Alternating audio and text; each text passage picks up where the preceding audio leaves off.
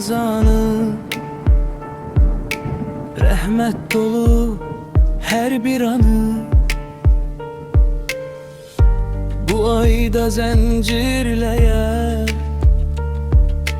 Allah mənfur şeytanı.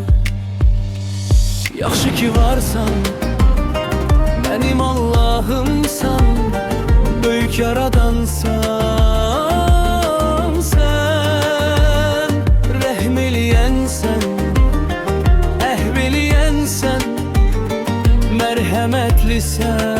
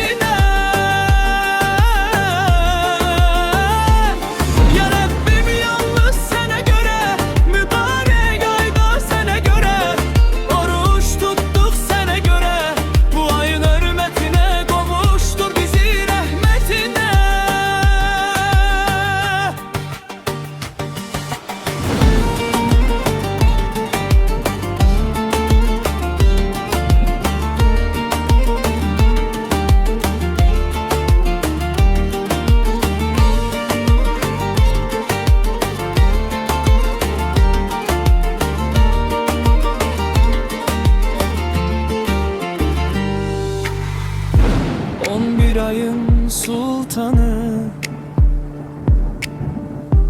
yüreklerin mehmanı, saf kövrə qəlblərdir Allah'ın ünvanı. Yaxşı ki varsan, benim Allah'ımsan, böyük yaradansan sen, rəhm eləyənsən, əhv eləyənsən, mərhəmətlisən.